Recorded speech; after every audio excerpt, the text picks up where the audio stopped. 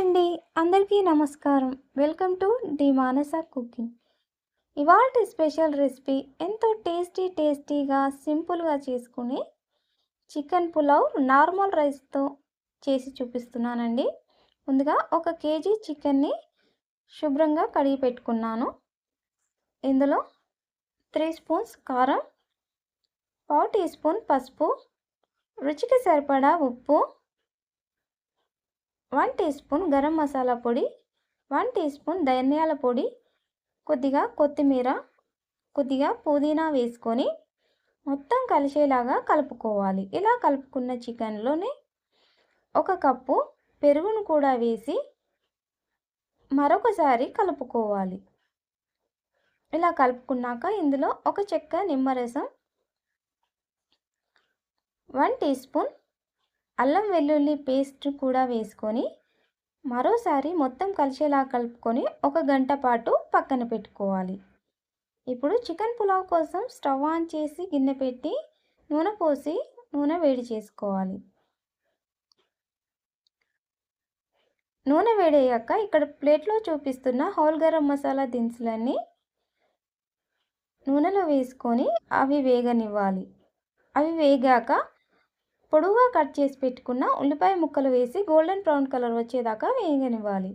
మీరు మా channel first time చూసినట్టయితే ప్లీజ్ అండి మా ఛానల్ని లైక్ చేసి సబ్స్క్రైబ్ చేయండి, మాకు సపోర్ట్ చేయండి. ఉల్లిపాయ ముక్కలు గోల్డెన్ బ్రౌన్ కలర్ వచ్చాయి కదండి. ఇప్పుడు ఇందులో పావు టీ స్పూన్ పసుపును వేసుకొని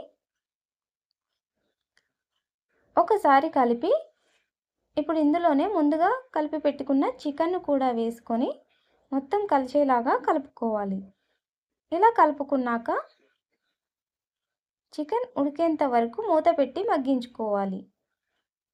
ఇప్పుడు మూత తీసి చూద్దామండి. చికెన్ ఉడికిపోయిందండి. ఇలా ఆయిల్ పైకి వస్తే చికెన్ ఉడికిపోయినట్టే ఆల్మోస్ట్. ఇప్పుడు ఇందులో 1 టీ స్పూన్ చికెన్ మసాలా పొడి, కొద్దిగా పుదీనా కొత్తిమీర వేసుకొని మరొకసారి కలుపుకోవాలి. ఇప్పుడు ఇందులోనే 3 గ్లాసెస్ వాటర్ పోసుకోవాలండి. నేను 2 గ్లాసెస్ నార్మల్ రైస్ని శుభ్రంగా కడిగి పెట్టుకున్నాను. దానికి 3 గ్లాసెస్ వాటర్ అయితే సరిపోతాయి. బాస్మతి రైస్ అయితే 2 గ్లాసెస్కి 2.5 సరిపోతాయండి. ఇలా నీళ్ళని పోసుకున్నాక ఒక పొంగు వచ్చేంత వరకు ఉంచి అందులో మనం ముందుగా నానబెట్టుకున్న రైస్ని వేసి కలుపుకొని అన్నం ఉడికేంత వరకు మూత పెట్టి ఉడికించుకోవాలి. మధ్యలో మూత తీసి చూద్దామండి. ఇలా ఉన్నప్పుడు ఇందులో కొద్దిగా కొత్తిమీర, పుదీనా, 2 చెంచాల నెయ్యి వేసుకొని మరో 5 నిమిషాలు దమ్ము చేసుకోవాలి. నెయ్యి వేయడం ద్వారా పులావ్ ఫ్లేవర్ చాలా బాగుంటుందండి. 5 నిమిషాల తర్వాత మూత తీసి చూద్దాం. అంతేనండి, ఎంతో టేస్టీగా సింపుల్గా ఉండే పులావ్ రెడీ అయిపోయింది. దీన్ని ఒక ప్లేట్లో వేసుకొని సర్వ్ చేసుకుందాం.